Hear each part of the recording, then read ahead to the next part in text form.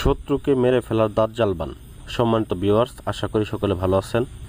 আজকে আপনাদের সামনে একটা মৃত্যু বান বিদ্যা নিয়ে হাজির হলাম, যে মৃত্যু বানের মাধ্যমে আপনি আপনার শত্রুকে একেবারে মেরে ফেলতে পারবেন। এটা একটা মূলত দাজ্জাল বান। তো মূলত এই বানটা এতটাই পাওয়ারফুল যে মাত্র 3 দিনের ভিতরে আপনি আপনার শত্রুকে একেবারে শেষ করতে পারবেন। সে যত দূরে থাকুক, যেখানে থাকুক, শুধুমাত্র তার নাম এবং বাবার নাম জানা থাকলেই চলবে। সেক্ষেত্রে ভিউয়ার্স, কীভাবে কাজটাকে করবেন আমি পূর্ণাঙ্গ নিয়ম আপনাদেরকে বলে দিব। অবশ্যই ভিডিওটা না টেনে প্রথম থেকে শেষ পর্যন্ত দেখবেন। তো নিয়মটা একটু সোজা, তবে সোজা হলেও কাজটা কিন্তু আসলে সোজা না।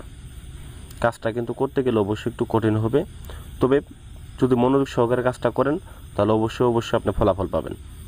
তবে প্রথম দিকে আপনাদেরকে এই কাজটা করার ক্ষেত্রে কয়েকটা জিনিস মানতে হবে, যে অবশ্যই আপনাকে পবিত্র হইতে হবে। এই কাজটা করার ক্ষেত্রে পবিত্র হয়ে একটা আসন করে বসবেন এবং যে সকল জিনিসগুলো সংগ্রহ করবেন সেটা হচ্ছে 7টা কবরের মাটি সংগ্রহ করবেন। আপনারা 7টা পুরাতন কবরের মাটি সংগ্রহ করবেন। অবশ্যই 7টা কবরের মাটি হইতে হবে। এবং এই যে স্ক্রিনের ভিতরে একটা নকশা দেখতেছেন, এই নকশাটা আপনাদের প্রয়োজন হবে। এই নকশাটা খুবই পাওয়ারফুল, আমি কয়েকবার কাজ করেছি, ফলাফল পাইছি, বিদায় আপনাদেরকে দিলাম। তো এই নকশাটাকে সংগ্রহ করতে হবে এবং নিচে অবশ্যই শত্রুর নাম, শত্রুর বাবার নামটা লিখতে হবে এবং নামগুলা খুবই সতর্কতার সাথে অরিজিনাল নেবেন। কারণ আপনারা দেখা গেছে অনেক সময় কাজ করেন, কাজ হয় না, কাজের সমস্যা হয়। তো সঠিক কাজ যদি না করেন, দেখা গেছে একটু পরিশ্রমের কাজ যেগুলো করেন না, যেগুলো সহজ দেখেন ওইগুলাই করেন, কিন্তু ওইগুলো তো কাজ হয় না। আবার খরচের কথা চিন্তা করেন, যেখানে খরচ 2 টাকা কম ওইখানে করেন, কিন্তু এগুলা খরচ যদি যখন দেখবেন যে একটা কাজের খরচ যত বেশি হইতেছে, কাজটা তত শক্তিশালী হইতেছে। কারণ মাল সামানো যত দিবেন তত এই জিনিসটা শক্তিশালী হবে। ঠিক আছে, একটা বিল্ডিং করতে গেলে যেমন মনে করেন যে ইট বালু সিমেন্ট পর্যাপ্ত পরিমাণে দরকার, এগুলা কাজের মধ্যেও জিনিসপত্র পর্যাপ্ত পরিমাণে দরকার। তো যাই হোক, যে কোনো শনিবার অথবা মঙ্গলবার দিন আপনারা এই কাজটাকে করবেন।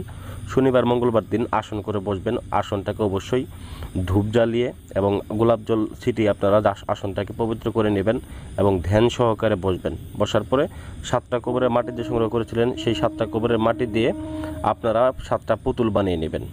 7টা পুতুল বানিয়ে নেওয়ার পরে আপনাদের যে কাজ সেটা হচ্ছে এই নকশা 7টা অঙ্কন করা। 7টা অঙ্কন করে শত্রুর নাম, শত্রুর বাবার নাম লিখে দেওয়া। লেখার পরে পরিশেষে 7টা তাবিজের মধ্যে ভরে নেওয়া। 7টা তাবিজের মধ্যে নকশা ভরে নেবেন। ভরে নেওয়ার পরে সেই পুতুলগুলার ভিতরে একটা করে তাবিজ ভরে দেবেন। 7টা পুতুলের ভিতরে 7টা তাবিজ ভরে দেবেন। ঠিক আছে, এটা হচ্ছে আপনাদের প্রাথমিক কাজ। ভরে দেওয়ার পরে আপনাদের মনের ভিতরে ধ্যানে প্রাণে একটা জিনিসে রাখতে হবে, যে আপনি শত্রুটাকে একবার শেষ করতে চাইতেছেন, শত্রুটার প্রতি রাগান্বিত ভাব আপনাকে রাখতে হবে। সেই ক্ষেত্রে এই যে আলপেনগুলো দেখতে পাইতেছেন স্ক্রিনের ভিতরে, এই আলপেনগুলো আপনারা এক একটা করে ওই শত্রুর বুকের ভিতরে, মানে ওই পুতুলটার বুকের ভিতরে আপনারা গেঁথে দিবেন। তো গেঁথে দেওয়ার পরে এই পুতুলগুলাকে সম্পূর্ণ আকারে আপনারা নিয়ে যাবেন যে 7টা কবর থেকে আপনারা মাটি সংগ্রহ করেছিলেন, ওই 7টা কবরের কাছে যাবেন এবং কি যে কবর থেকে যে মাটি সংগ্রহ করে যে পুতুল তৈরি করেছিলেন, ওই পুতুলটাকে ওই কবরের পায়ের কাছে আপনারা পুঁতে দিয়ে আসবেন। এতটুকুই কাজ। তো এটাকে কাজ হচ্ছে কি না সেটা বোঝার উপায়টা কি? উপায় হচ্ছে একটা নকশা অঙ্কন করবেন, শত্রুর নাম, শত্রুর বাবার নাম লিখবেন।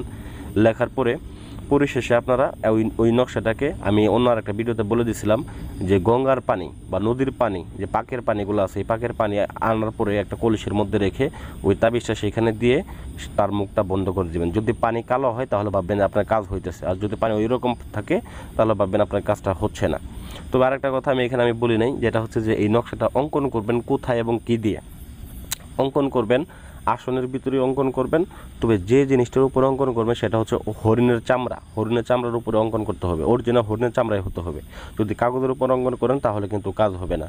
এবং কালি হিসেবে ব্যবহার করতে হবে সেখানে শুকরের রক্ত হিসেবে, শুকরের রক্ত যদি না দেয়, আপনার কুকুরের রক্ত দেন বা আপনি খাসির রক্ত দেন, তাহলে কিন্তু আপনার কাজটা হবে না।